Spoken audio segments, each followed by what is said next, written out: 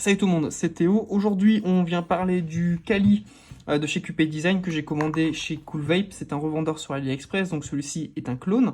En termes de prix, il m'a coûté moins de 10 euros. Il existe en différentes déclinaisons, c'est-à-dire que vous pouvez seulement avoir la première partie, donc plateau, cap, et c'est tout. Vous pouvez avoir un mixte au niveau des caps, donc en recevoir plusieurs, ou un mix cap avec des coils, etc. Enfin, vous avez pas mal de possibilités qui sont dispo sur le site du revendeur Cool Vape.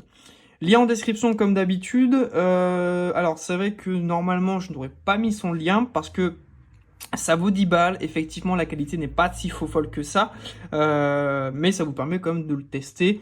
Les saveurs, la vapeur est un peu ressemblante au vrai. De très loin, mais ça va. On va le recevoir vraiment dans une petite boîte comme celle-ci. À l'intérieur, quand on va l'ouvrir, on va avoir un petit lot de joints, un tournevis plat, un pin bottom feeder. Alors faites attention parce que ce pin bottom feeder, il est très mal fini. Moi, je dois recevoir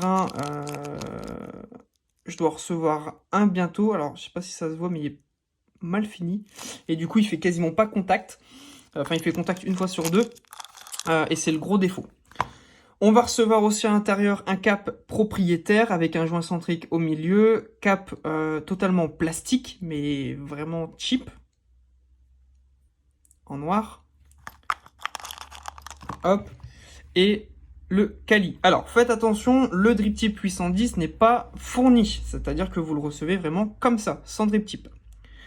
On va avoir l'écriture QP Design qui sera juste devant. Derrière, on va avoir l'écriture Kali. Les airflow, pareil. On va pouvoir retirer cette partie-ci, on va retrouver nos arrivées d'air, le joint aussi au milieu, et le plateau. Alors, ça reste totalement du plastique. Je préfère mieux vous le dire, même la cage, tout est en plastique. C'est vrai que si vous faites des gros montages, par exemple, là, moi, je vapote à 73 watts pour du 0,13, 0,15, 0,13. La taux aura tendance à très vite chauffer, donc faut quand même faire attention. Je vous rappelle néanmoins, c'est que c'est un atto à 10 euros. On vient retirer ça et on voit directement le plateau qui a quasiment la même tronche que le vrai, mais littéralement. On peut juste voir, c'est qu'au niveau de la petite protection, les visseries, alors c'est pas du beurre, ça grippe pas mal. Il faudra aussi faire un bon coup de nettoyage parce qu'il y a encore pas mal de saleté à l'intérieur. Là, j'ai profité pour faire un petit montage en off. Donc pareil, les fusées de Clapton de chez Coilology en double. On a toujours cette bonne cuve à l'intérieur. Il n'y a rien qui est à noter. L'intérieur de la cuve est totalement vide. Il n'y a rien qui est marqué dessus ou autre.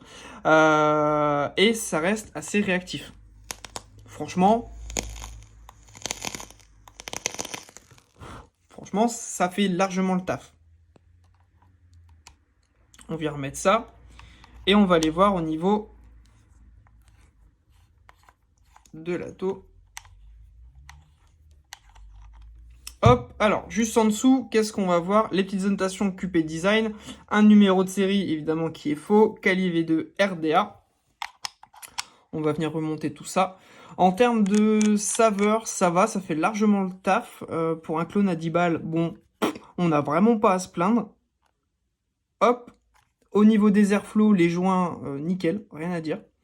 La petite différence, c'est que vu que tout est en plastique et que le joint est un peu de mauvaise qualité aussi, voilà, si vous voulez le dévisser, une fois sur deux, vous allez bien y arriver. Sinon, la cuve, elle va tourner sur elle-même. Un peu comme ça, en fait. Il n'y a pas d'arrêt. Donc, bon, c'est rien. Je vais juste remettre au niveau de mes airflow. Tac et tac.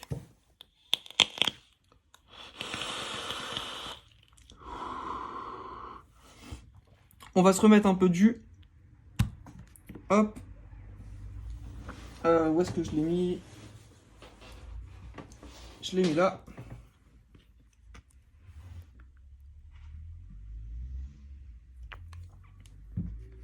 Alors, ils vendent aussi, il faut savoir, c'est que cette cloche est compatible avec le vrai Kali.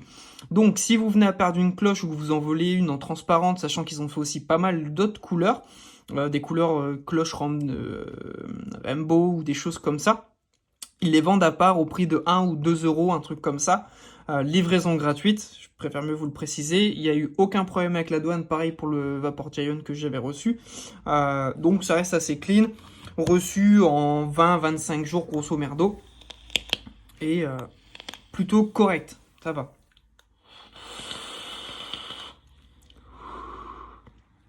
En termes de saveur, vraiment top. Alors, je dis que je suis pas fan de ça parce que tout est en plastique et que du coup ça chauffe assez rapidement. Le Kali étant pour moi un dripper vraiment calé pour du gros montage, de la grosse puissance également. Voilà, il faut quelque chose qui ne chauffe pas comme le vrai Kali. Là, c'est sa différence, vu que c'est en plastique, ça aura tendance à chauffer assez rapidement. Encore une fois, hein, je vais me répéter énormément de fois sur cette vidéo, mais 10 balles, on peut pas tout avoir pour 10 balles. Mais si vous voulez juste racheter une cloche ou autre, vous pouvez y aller, il n'y a aucun problème. Même racheter juste le plateau, ils vendent vraiment de tout. Mais ce qui est cool et ce qui me fait peur aussi dans le temps, c'est les vis. C'est pour ça qu'ils vous en refilent en plus à l'intérieur. Les vis, j'en ai déjà foiré une en faisant mon premier montage hier, alors que j'y suis allé vraiment tout doucement. C'est ce qui me fait peur. Pareil que pour l'Extreme 2 de chez Vapor Giant, on viendra en parler plus amplement, un peu faire un retour comme je faisais avant, de 10-15 minutes sur qu'est-ce que je pense réellement de ce clone, est-ce qu'il est bien, est-ce qu'il est de bonne manufacture ou autre, sachant que ces vidéos-là, c'est ce que j'appelle des speedruns, ce que j'appelle entre guillemets des speedruns, de me dire, bah voilà, on va le faire découvrir au plus vite.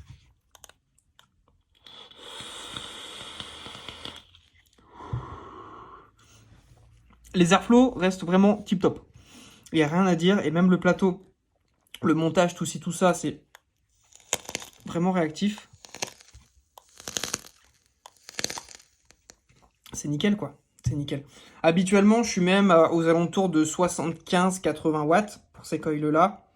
Là, 73, nickel. J'ai pas eu de mal à faire le montage. Je vous dis vraiment, c'est les pas de vis qui me font vraiment le plus peur là-dedans. Mais vu que j'ai souvent du atomiseur low ou des choses comme ça, parce que les vis étant vraiment foireuses, les vis bougent pas mal. Je préfère mieux le laisser sur de l'électro que de partir sur du méca et faire péter la tronche. Parce que les vis sont vraiment foireuses. Mais bon. Ça, sur une petite électro BF ou sur une électro classique, il n'y a aucun problème. C'est vraiment tip top.